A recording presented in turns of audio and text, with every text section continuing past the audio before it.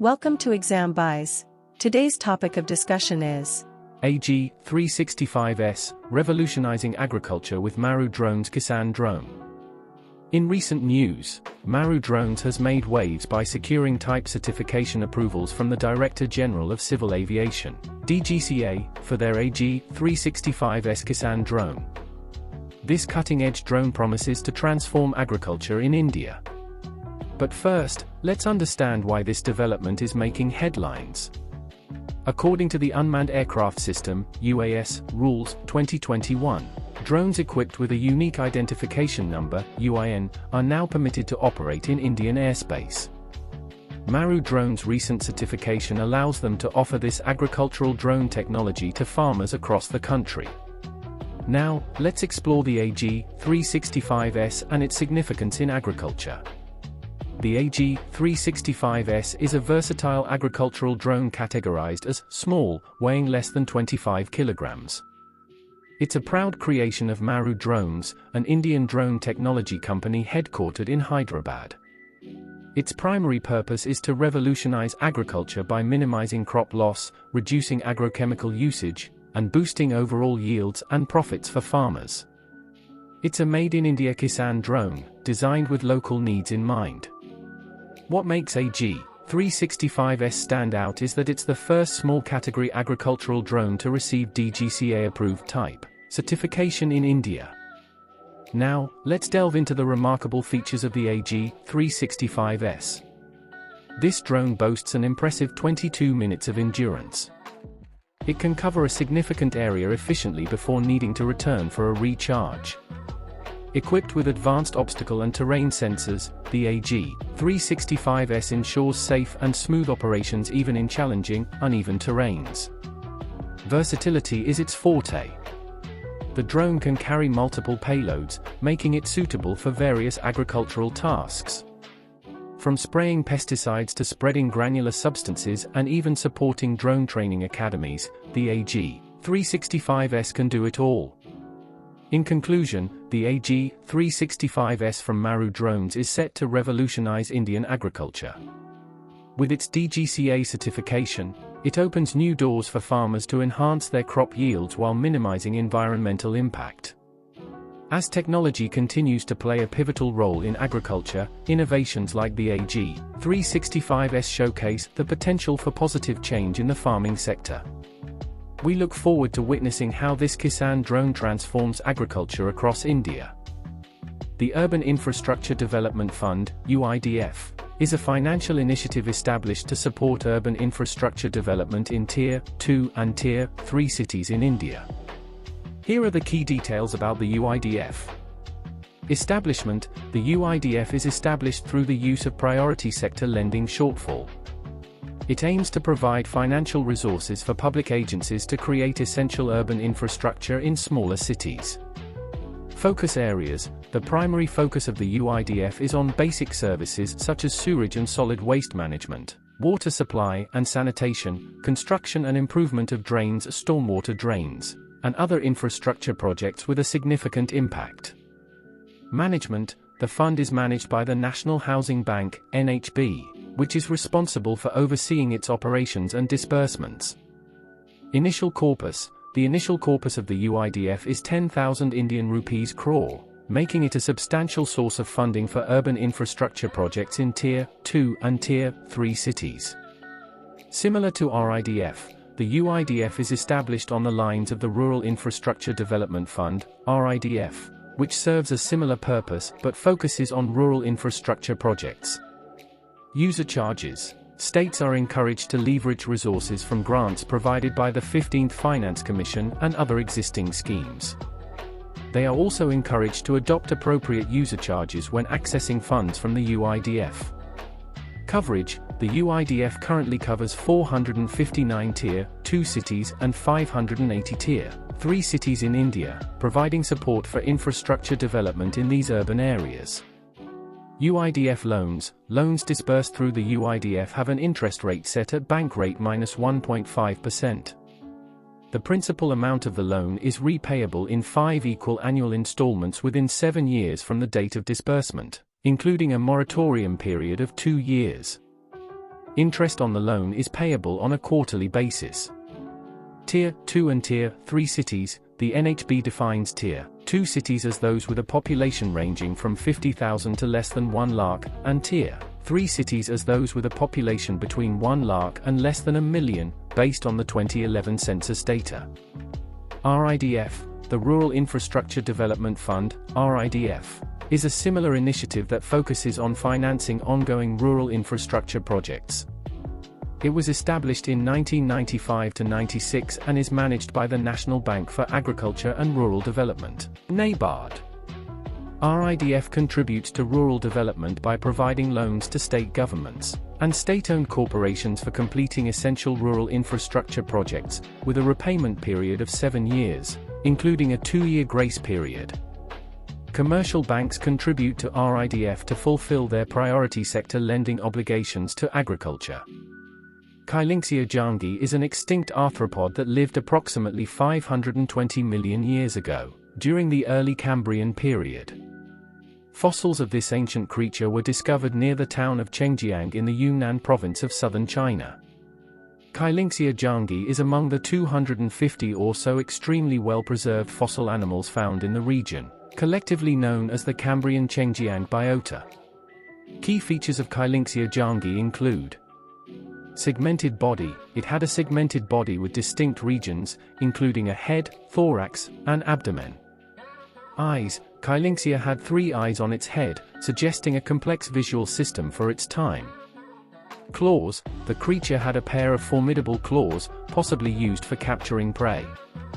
Fused head shield. It had a fused head shield, which is a characteristic feature of some arthropods.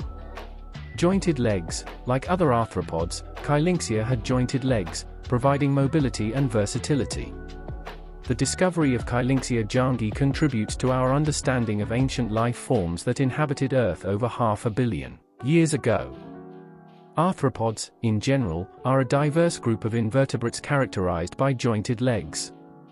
They constitute about 75% of all animal species on Earth and can be found in a wide range of habitats, from the deep sea to high mountains. Arthropods are divided into 4 major groups. Insects. This group includes insects like beetles, butterflies, and ants. Myriapods. Myriapods comprise centipedes and millipedes. Arachnids. Arachnids include spiders, mites, and scorpions. Crustaceans. Crustaceans consist of creatures like crabs, lobsters, and shrimp. Arthropods share several key characteristics.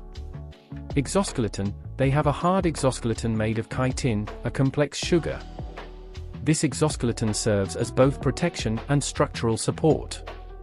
Segmented bodies. Arthropods have bodies divided into distinct segments, allowing for flexibility and specialization of body parts. Jointed appendages. Their legs, antennae, claws, and other appendages are jointed and attached to body segments. Bilateral symmetry. Arthropods exhibit bilateral symmetry, meaning their bodies are symmetrical on both sides when divided along a central axis. Open circulatory system. Many arthropods have an open circulatory system where a blood-like fluid called hemolymph circulates in body cavities and directly bathes internal organs. Understanding ancient arthropods like Kyllinxia jangi provides valuable insights into the evolution of life on Earth and the diversity of prehistoric creatures. Exploring Umiam Lake, a natural gem. We embark on a journey to explore the beauty and significance of Umiam Lake, also known as Barapani Lake, nestled in the heart of Meghalaya. Let's start with the basics. Umiam Lake is situated just 15 kilometers, 9.3 miles, north of Shillong, the captivating capital of Meghalaya.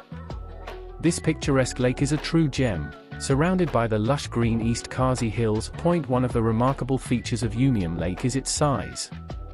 Covering an expansive area of 10 square kilometers, it proudly stands as one of Meghalaya's largest artificial lakes. But how did this magnificent lake come into existence? The history of Umiam Lake is intertwined with the pursuit of sustainable energy.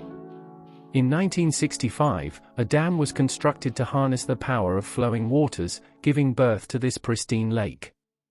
This dam was a vital component of Northeast India's inaugural hydel power project known as the Umiam Umtru Hydroelectric Power project.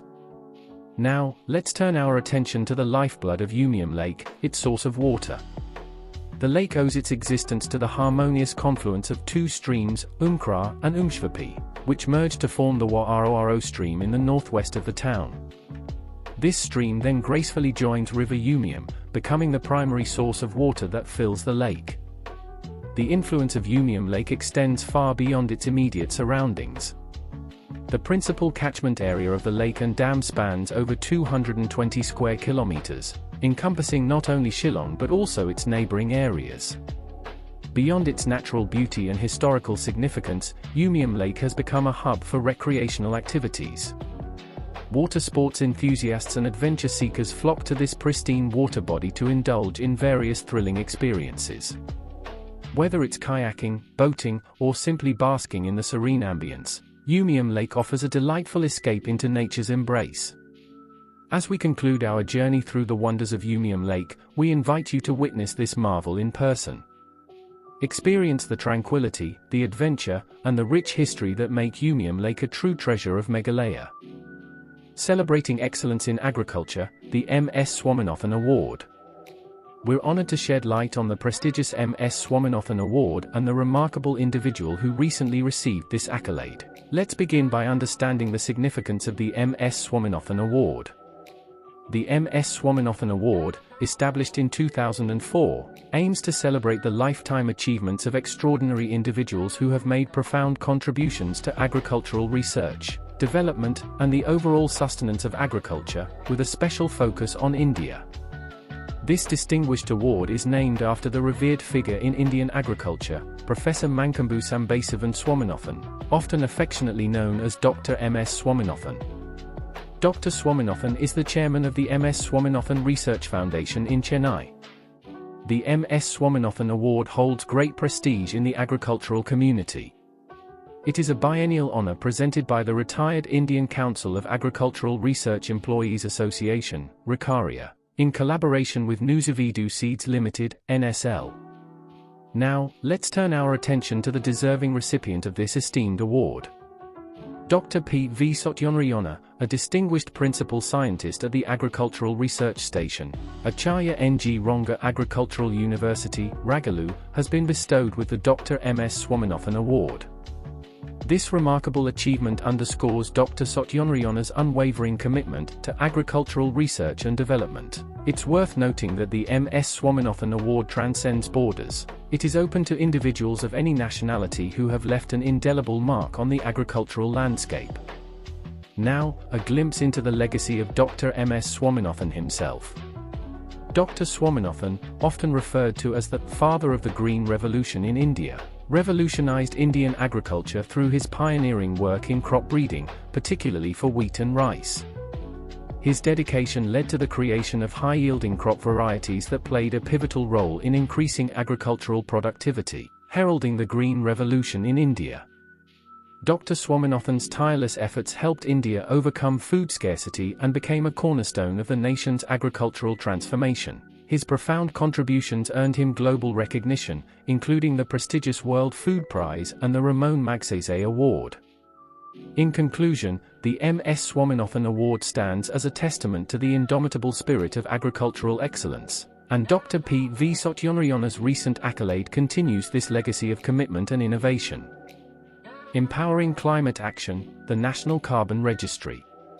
We dive into the groundbreaking National Carbon Registry developed by the United Nations Development Programme. Let's begin by understanding the significance of the National Carbon Registry. The National Carbon Registry is a game-changing initiative by the United Nations Development Programme, or UNDP for short. It's designed to empower countries to effectively manage their data and processes for carbon credit trading. What sets this initiative apart is that it has recently received accreditation as a Digital Public Good, or DPG. This means that the software is open source, allowing countries to adapt it to their unique needs and circumstances. The beauty of open source code is that it can be replicated and tailored by countries. This not only promotes flexibility, but also has the potential to significantly reduce production costs and implementation timelines.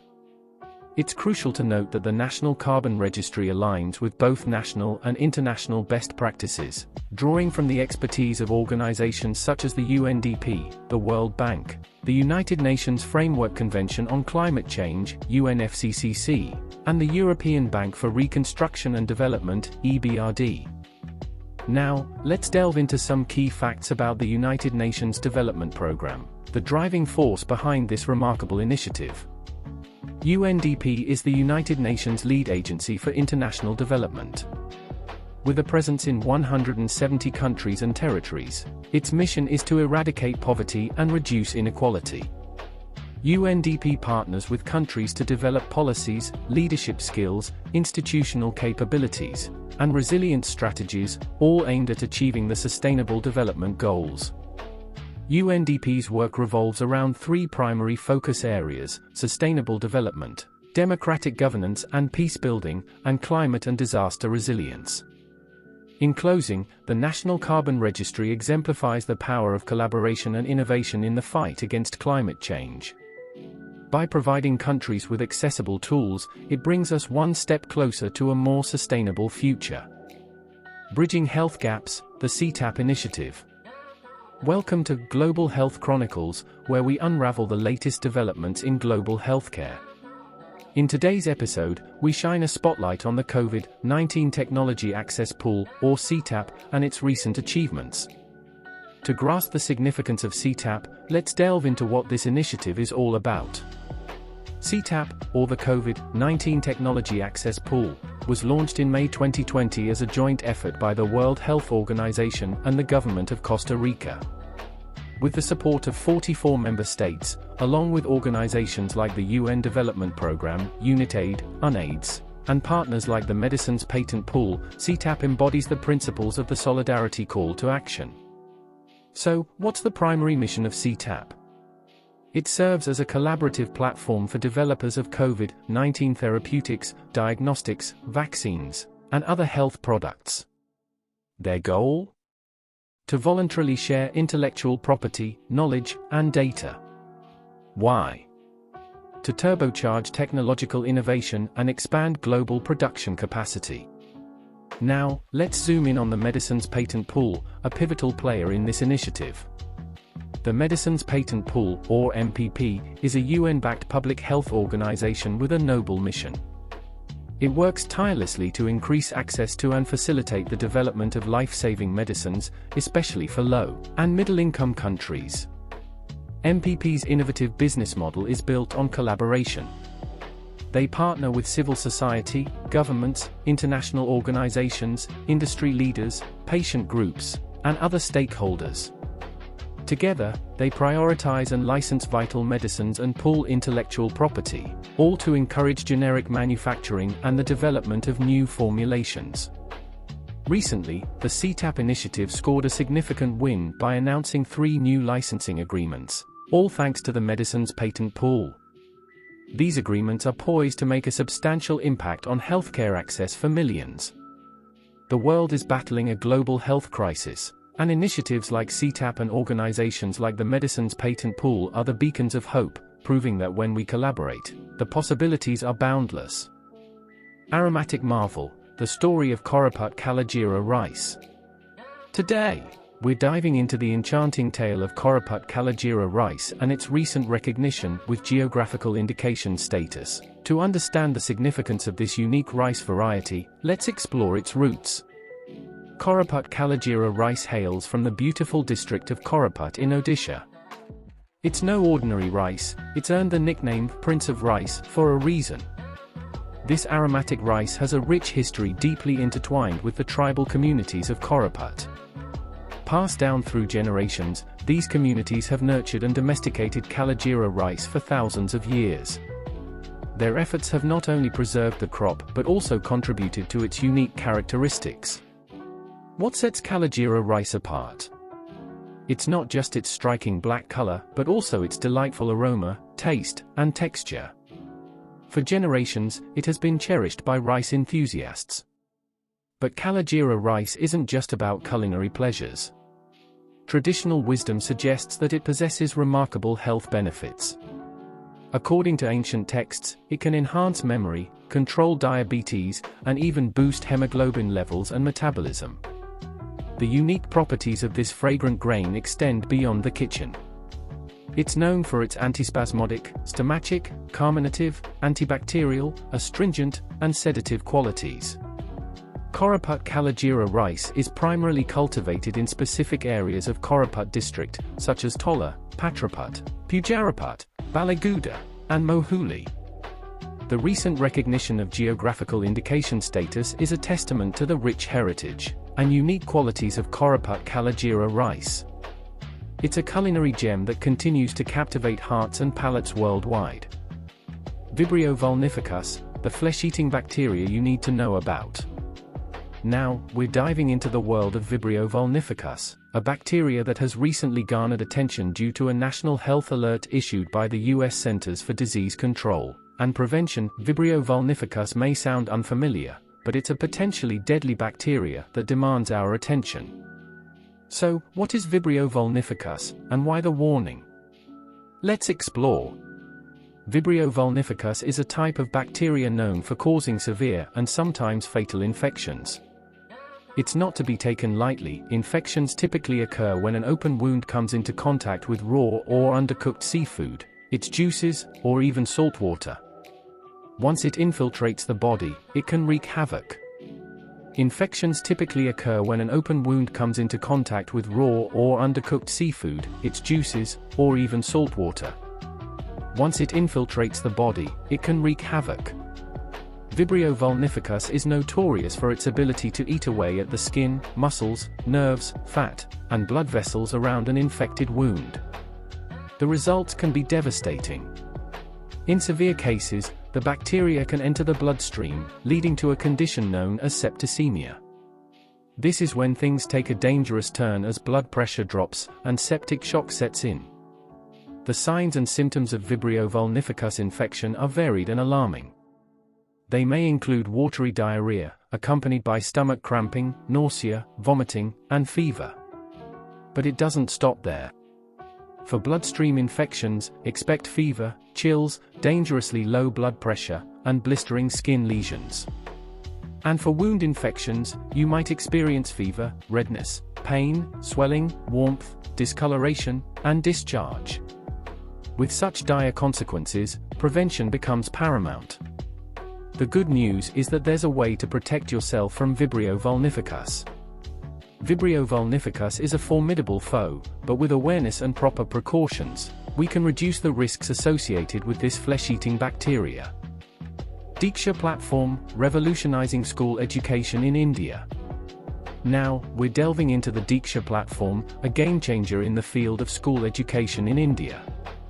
Diksha, which stands for Digital Infrastructure for Knowledge Sharing, is a national initiative that's transforming the way students and teachers access educational content. But what exactly is Diksha, and why is it so significant? Let's find out. Diksha is a digital platform for school education, developed under the guidance of the National Council for Education Research and Training, part of the Ministry of Education. It's designed to provide e-content for schools through an online portal and a mobile application. But what sets Diksha apart are its core principles. Diksha is built on the principles of open architecture, open access, open licensing, choice, and autonomy. It's a platform for the people, by the people. This digital marvel is made in India, for India, using open-source technology. It leverages internet-scale technologies, making it versatile for various teaching and learning solutions. Some of the key features of Diksha include energized textbooks, online courses, content authoring, interactive quizzes, and analytics. But it doesn't stop there. Diksha is inclusive, catering to the needs of children with special needs, CWSN. It offers audiobooks, Indian Sign Language videos, and dictionaries to support their unique learning requirements. The Diksha platform is at the forefront of digital education in India, fostering innovation in teaching and learning. The Diksha platform represents a powerful stride towards the digital transformation of education in India. It empowers both teachers and students to access quality educational resources anytime, anywhere. So, The next time you hear about Diksha, remember that it's not just a platform, it's a catalyst for change in the Indian education landscape. The paradox of bumper crop and rising cereal prices, an editorial analysis. Let's delve into the paradox of India's bumper crop and the persistent rise in cereal prices. According to official production statistics, India is experiencing no grain shortage. However, this reassuring data doesn't seem to align with the concerning trend of rising cereal prices.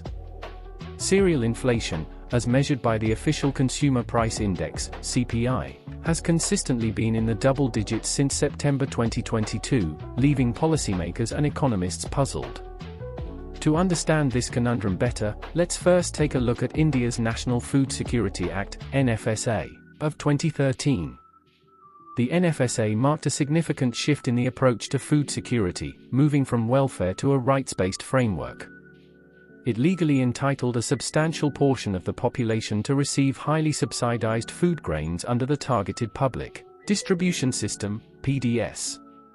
But here's where the recent shift in NFSA entitlement comes into play. Starting from the new year of 2023, NFSA entitlement was reduced to the original 5 kilograms per person per month level, requiring ration card holders to purchase rice and wheat from the open market. Consequently, these households are now directly impacted by the double-digit cereal inflation. The situation is dire. Cereal inflation is currently at 12.71%, contributing significantly to overall CPI inflation. Wheat inflation stands at 12.37%, and rice isn't far behind at 11.78%. The retail prices of these essential grains have surged, putting additional strain on households already grappling with economic challenges. But here's the paradox. During the 3 post-COVID financial years from 2020 to 2023, there was an abundance of grains for domestic consumption and even record-breaking exports. The Public Distribution System, PDS, proved to be a vital safety net during the pandemic, ensuring an adequate grain supply to the poor and vulnerable. However, fast forward to the current fiscal year, and we witness depleting government stocks of rice and wheat. This scarcity has led to the suspension of the additional 5 kilograms grain distribution to NFSA beneficiaries, and forced governments to provide cash instead of promised rice. To curb cereal inflation, the government has taken measures like banning wheat exports and imposing stock limits. But what do these actions imply? They point to a potential grain shortage, not only in public warehouses, but also in the open market. The government is striving to improve domestic grain availability and prevent hoarding and speculative practices. So, with all these efforts, why are cereal prices still soaring? The disparity between increased grain production and rising cereal prices is perplexing. What could be the solution? Experts suggest reducing the import duty on wheat and unloading excess rice stocks in the open market at competitive prices. Moreover, revising the weight of food and beverages in the CPI basket is necessary. The current weight doesn't reflect changing consumption patterns and may overestimate CPI inflation. In conclusion, the paradox of bumper crop and rising cereal prices in India demands a multifaceted approach. By utilizing policies for food products effectively and timely, India has the potential to bring down cereal inflation and contain CPI inflation within 6%. One Nation, One Election plan, constitutional amendments and state ratifications explained. Let's unravel the intricacies of the One Nation, One Election plan and the potential constitutional amendments required. In recent news, the Indian government has formed a committee to explore the feasibility of the One Nation, One Election concept. This ambitious idea aims to synchronize all elections in the country, from local to national levels. But how can this be achieved constitutionally? To understand the process better, let's dive into the constitutional provisions governing amendments in India.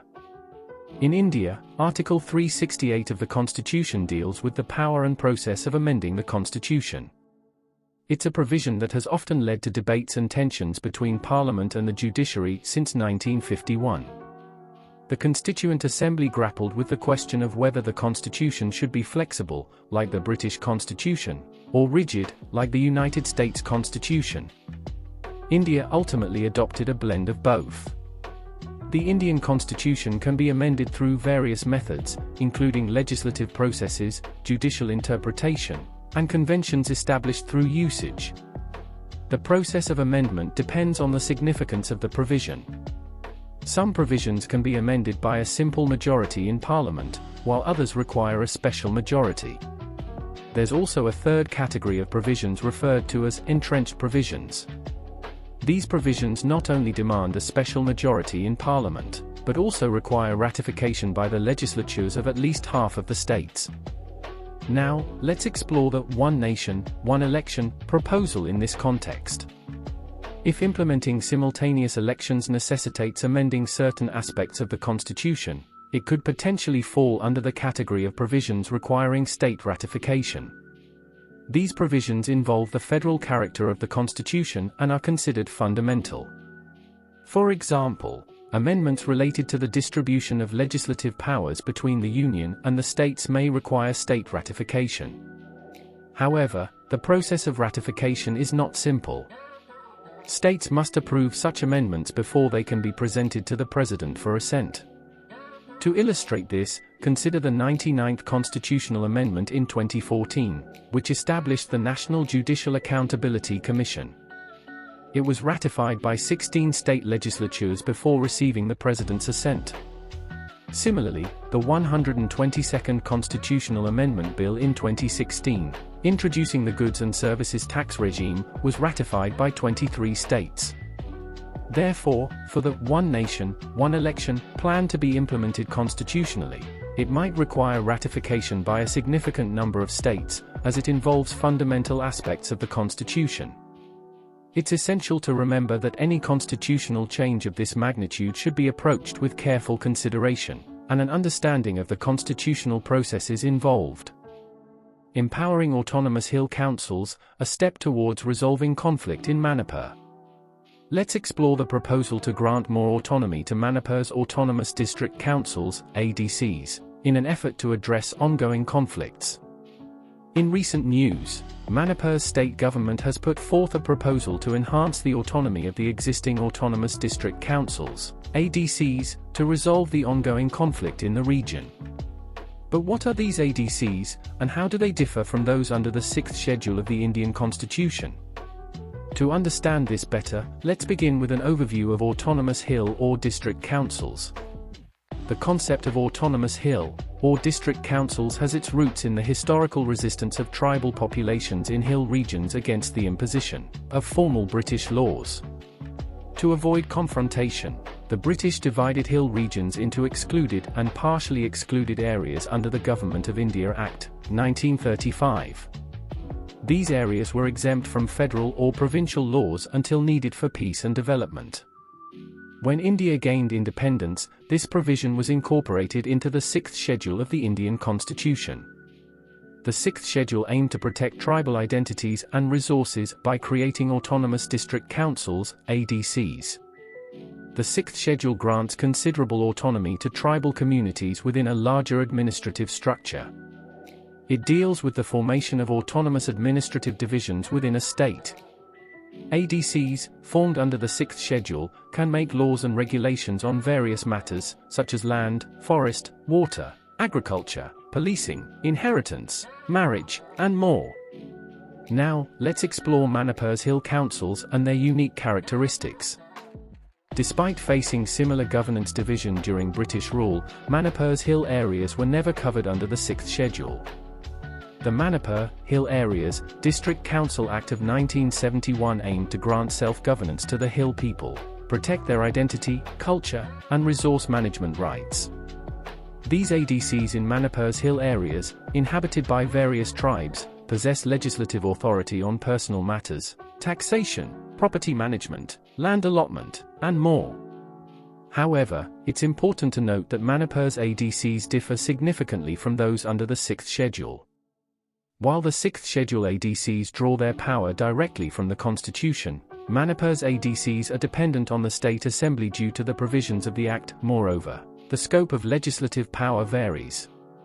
6th Schedule ADCs have broader authority, while Manipur's ADCs are limited to personal matters like marriage, divorce, and social customs. The process of lawmaking also differs. Manipur's ADCs need to pass proposals through Hill area committees and the State Assembly. In terms of budgeting powers, 6th Schedule ADCs receive central grants through the state, while Manipur's ADCs rely on the state government for financial devolution. Additionally, the administrative hierarchy varies. Manipur's ADCs are subservient to the Deputy Commissioner, appointed by the state government, with the DC's decisions often final unless overruled by the governor. The proposal to grant more autonomy to Manipur's ADCs aims to address the ongoing conflict in the region. However, this effort needs to navigate the complex dynamics between the state government, tribal communities, and the constitutional framework. As we delve deeper into regional issues and their constitutional implications, stay tuned for more enlightening discussions on topics that shape our diverse nation. Empowering digital public infrastructure, India's UPI success story. Let's dive into the remarkable success story of India's Unified Payments Interface, UPI, and its broader implications for digital public infrastructure, DPI. In recent news, India's UPI has crossed a monumental milestone, with over 10 billion monthly transactions recorded in August 2023, making it a pivotal part of India's domestic and foreign policy outreach. To understand this achievement better, let's start by shedding light on the key players behind this success. The National Payments Corporation of India, NPCI, stands as the cornerstone, an umbrella organization under the guidance of the Reserve Bank of India, RBI, and the Indian Banks Association, IBA. It operates retail payments and settlement systems, driving the growth of digital payments in India. UPI, or Unified Payments Interface, is the transformative system at the heart of this success.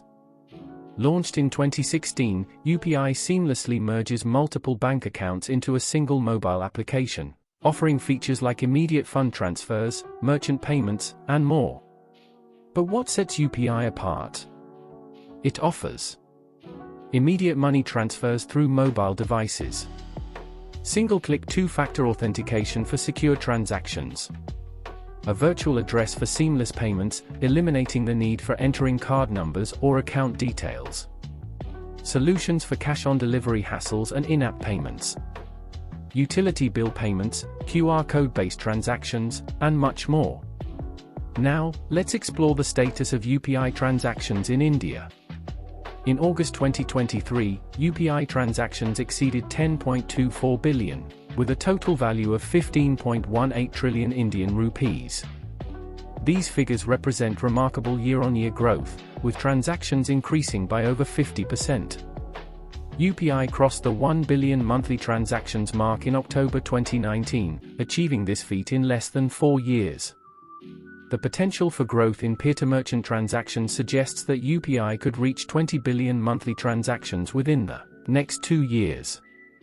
Beyond UPI, the Indian government has introduced several digital solutions, including Cowin, DigiLocker, Arogya Setu, and Government e-Marketplace, GeM.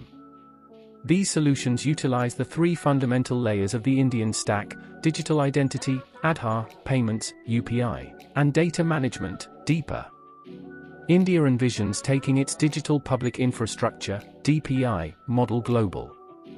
During India's G20 presidency, it emphasized the potential for India's solutions to be replicated worldwide, positioning itself as a pioneer of digital governance. India has already signed agreements with several countries to share the India stack, with nations like Mauritius, Saudi Arabia, and Japan expressing interest in adopting this model. UPI has also ventured into international markets like France, the UAE, Singapore, and Sri Lanka, showcasing its potential on a global scale. India's success story stems from a model that creates underlying technology under government control, while allowing private entities to offer services and products. This approach has been instrumental in the growth of UPI and other digital solutions.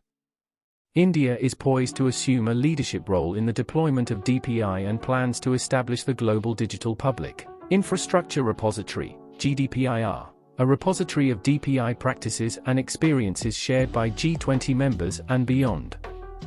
As India continues to innovate in the digital realm, it aims to influence global digital governance, particularly in the Global South. That wraps up our exploration of India's UPI success story and its broader implications for digital public infrastructure. Stay tuned for more exciting digital chronicles that shape our world. Unraveling the Pirola variant, what we know so far. Let's explore the emergence of the Pirola variant of SARS-CoV-2, shedding light on what is known about this new strain. But first, let's understand the basics. SARS-CoV-2, short for Severe Acute Respiratory Syndrome Coronavirus 2, is the virus responsible for the COVID-19 pandemic. It belongs to the coronavirus family, and its transmission primarily occurs through respiratory droplets. As viruses spread and multiply, mutations are common. These changes occur during the copying process of the virus's genetic material. Most mutations have little impact on the virus's properties, but some can affect transmission and severity. Now, let's delve into the Pirola variant. The Pirola variant, also known as BA.2.86, has been identified in multiple countries. The World Health Organization, WHO, reported 21 cases of Pirola globally by August's end. Health agencies in the United States and the United Kingdom have noted a small number of cases, but remain cautious in drawing conclusions about its transmissibility or severity. What sets Pirola apart is the presence of more than 30 mutations on the critical spike protein. This protein allows the virus to attach to human cells and enter the body. The high number of mutations raises concerns. The US CDC has noted that the detection of highly mutated variants across multiple countries suggests some degree of transmissibility. In India, the number of Pirola cases remains low, with most cases reported as mild. In the previous 24 hours, India reported only 18 cases, primarily from Maharashtra. While Pirola's impact remains uncertain, global health authorities are closely monitoring its behavior. That concludes our exploration of the Pirola variant.